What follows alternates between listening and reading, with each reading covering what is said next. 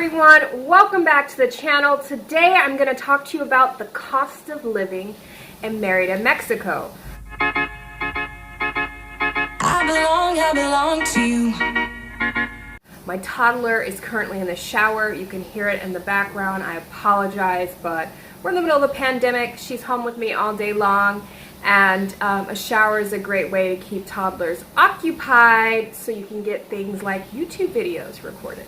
So yeah, cost of living in Merida, of course it varies depending on the person, depending on the lifestyle you want to have. I am going to start off with, really, Nelby?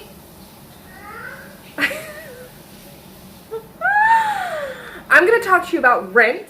I am not the only, there's multiple single moms that live here that are Single Moms Do Travel members, which is amazing, and we all have different rent and all live in different parts of the city. Some parts of the city are more expensive than others depending on the type of house you get. That could all affect the cost of or how much your rent is, or mortgage for some people. Most of the people I know here that are foreigners living here are renting, they're not owning. So my rent is currently $800 a month. That's for 3 bedrooms, 3.5 baths, brand new. This actually was for sale, but they couldn't sell them, so they started renting them. It's a brand new townhome in, from my opinion, one of the best areas in Merida, which is the Benito Juarez area in the northeast. I love it because it's near the malls where my teens love to hang out. My girls' school's over here, daycare's over here, some of the places that I co-work at are over here. So yeah, it's pretty awesome. But I should add to that is only $800 a month currently because of the value of the peso. It has dropped significantly since all this stuff started happening. So when I first got this house, it was actually closer to $1,100 a month, which is pricey here.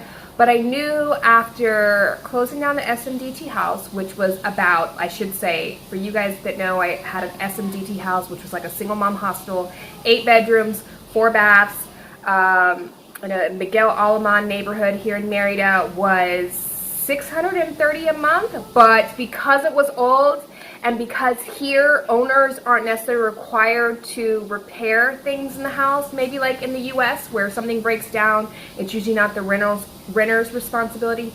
Here it just depends on the owner. So I was repairing stuff every single week. You're all done? I'll be right back. So I was repairing stuff every single week, which made the rent cost a lot more because you're counting all the repairs that you're having to pay for. It was super frustrating. So I knew I wanted a brand new home that would have minimal repairs. And because it's a brand new home, owners are more likely to fix things because they don't want their home depreciating in value by letting things go unchecked. We definitely have had some things that need to be repaired, but the owner for this house has been on it and fixed things right away, saving me a ton of money. So yes, the peso dropped significantly in value, which now makes my rent around $800 a month. It definitely can go back up in value, which would make it around $1,000, and that is a lot here in Merida. I would say on average, we're looking at, if I'm basing just on, you know, the friends I know, the single moms I know here, I'm gonna say around 650 US is what you can expect to pay for a furnished 2-bedroom, 3-bedroom house.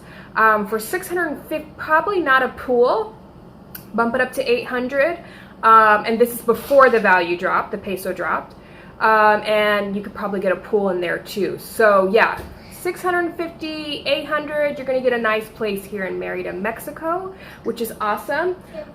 My toddler is now out of the shower and she's on my bed. I might have just kicked my toddler out of the room so I can get through this video. But there's things like internet. Internet here, for really good internet, I use Izzy. That's the company I use, but there's various companies throughout Merida. Cost about 650 pesos, so you're thinking 30 US for really great Wi-Fi. I need Wi-Fi, I work online, so I need good Wi-Fi. And yeah, it's pretty darn good and pretty affordable, cheaper than I was paying in the United States. For phones, I get a chip, a Telcel chip. You just put it in your phone, and I pay For probably about every 2 weeks, I pay about $10. That gives me unlimited calls to the US and text messages for 30 days, plus a certain amount of data. I can't remember off the top of my head how much data, but I usually run out in 2 weeks time. So it's just like $10, 200 pesos to refill your data plan. Groceries vary. Groceries and food. So for me, I tend to eat out a whole bunch because we have things like Uber Eats here and Rappi food delivery, and I really, really love food. So I spend quite a bit on food. If you are going to eat like a local and eat Mexican food, you will save a significant amount of money in comparison to what you would probably spend, say, in the US or Canada, another higher cost of living country. Local Mexicans are not spending a whole bunch of, for the most part, a whole bunch of money on food. You know, if you're eating tacos and tortillas and beans and rice and things that are more staples here in Merida and Mexico in general, then you're going to save a whole bunch of money. If you're buying imported food, like, you know, American products and stuff like that, then you're going to pay a lot more because they're imported. So that's something to keep in mind. So if you weren't being too careful, you probably would only spend still maybe like $400 or $500 a month for a family of 4, which actually is a lot. But that's because I'm trying to count in if you're going to be eating out, if you're going to be buying imported products, stuff like that. You really could save a lot when it comes to food because food here is quite affordable. Eating out is quite affordable, which can be really tricky for expats. So that just means we do more of it. There's so much delicious food here in Merida. It's really, really hard not to eat out. They just have amazing food here. And you could go to like a nice restaurant and feed your family for like 20 bucks. You know, that's like a nice sitting down, maybe 30 bucks if it's like a little bit more high end or whatever. But yeah, and then the great thing about restaurants here, a lot of them will have a playground and nanny, and the nanny will watch your kid typically for free, and they can just play while you actually enjoy your food and conversation and all that kind of stuff. So it's pretty amazing. As far as activities, that's something that can get a little pricey. I don't want to say pricey. So as far as activities go, before all this craziness happened, we had an active social life. The single moms and I here, we would go to the movies usually every Tuesday, because every Tuesday you can go to the fancy movie theaters. That means recliner chairs, the waiters and waitresses bring you food, you just press a button, all this great stuff. They'll bring you a blanket.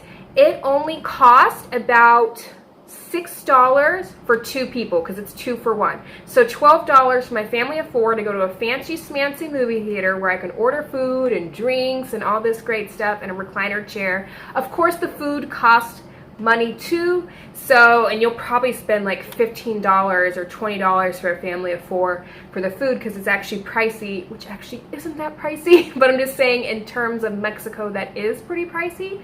So yeah, and then we would do stuff like bowling and the jumpy place. And once again, the jumpy place, which is Extreme Jump here in Merida, they also have 2 for 1 special on Wednesdays and Thursdays. So 2 kids for the price of 1, about $6 again, can jump for an hour, which is great.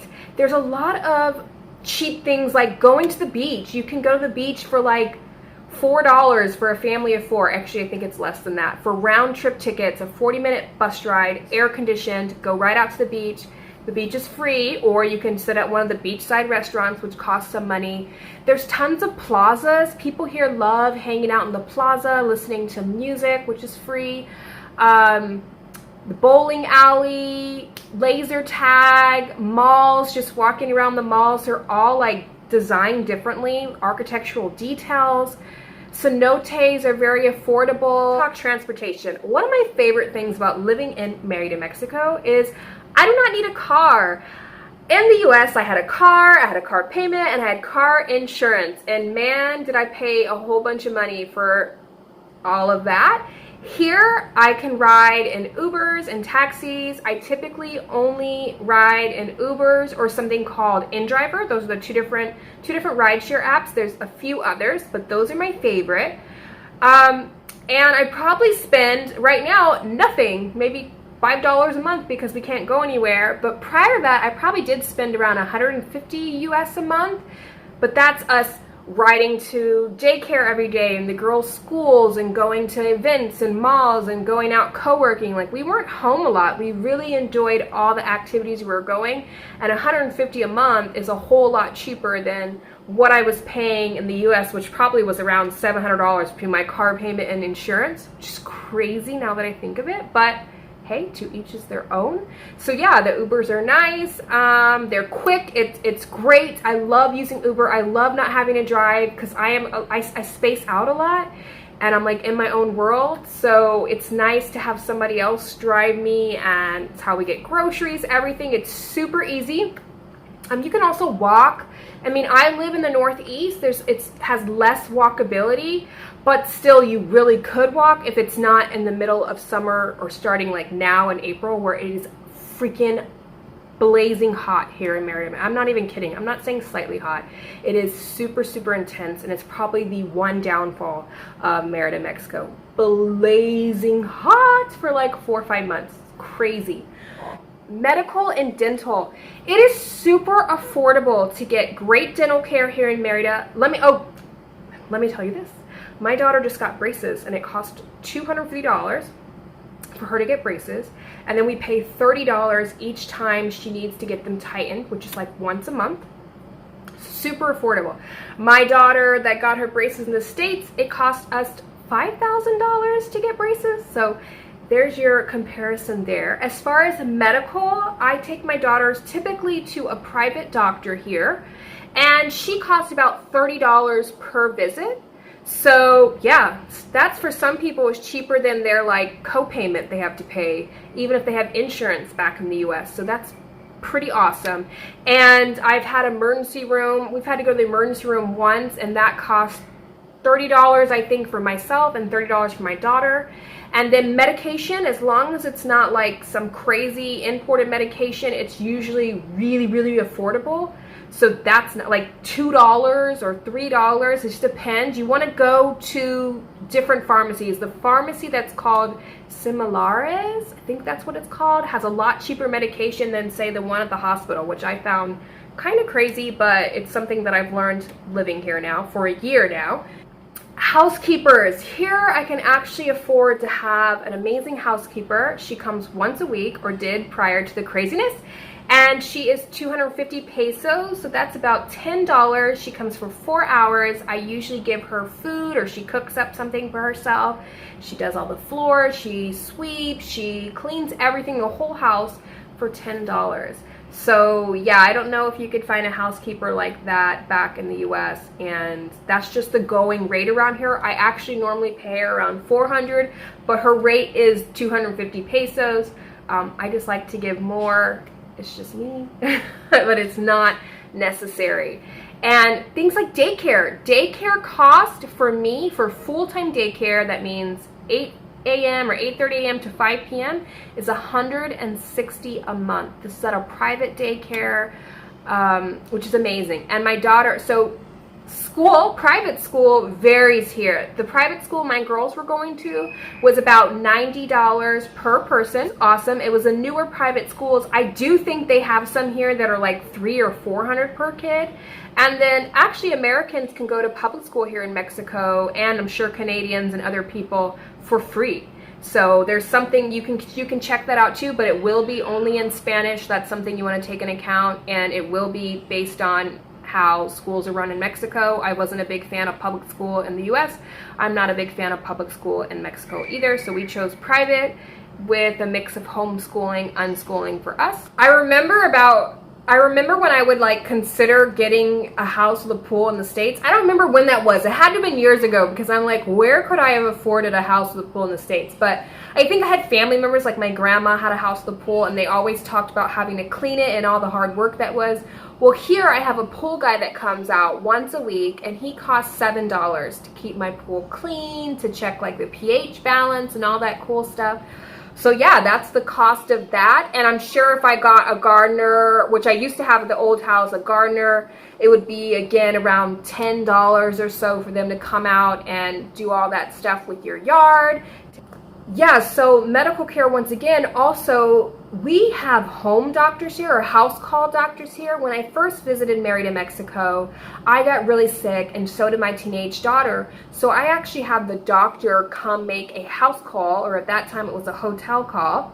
And it only cost $30 for him to come out, check us out, tell us what we had, all that good stuff, which is unbelievable that you could have a doctor come to you for $30. But that is Merida, Mexico, which makes it just more affordable and more of a reason why people should really look at moving abroad.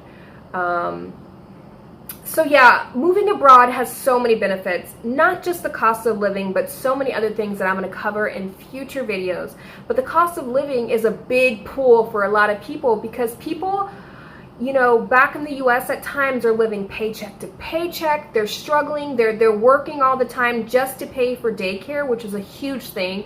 When I first went through my divorce, or was my separation, and I became a single mom overnight, I had a 3-month-old, and I was like looking at the cost of daycare and just terrified, because it was like $1,100 to $1,200 a month. It was just crazy. Yeah, so daycare is crazy expensive. I lived in Austin, Texas, where my mortgage before I moved was about $1,800, $1,900 a month, and then my rent when I moved from my house after my separation into a condo was about $1,500 US. So, and at the time my budget was really, really small. It was such a struggle, and moving abroad, or really travel in general, slow travel, transform my life. Yeah, so moving abroad helped me be able to create my dream business. By basing myself in a country with a lower cost of living, I was able to work less and have less bills and less everything else, and more time to really work on the things that brought me joy.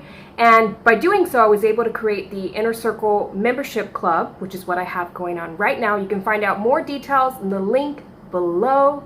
If you like this video, give me a thumbs up, comment below, ask me any other questions you have about living in Merida, Mexico, cost of living, all the stuff you want to know. Until next time.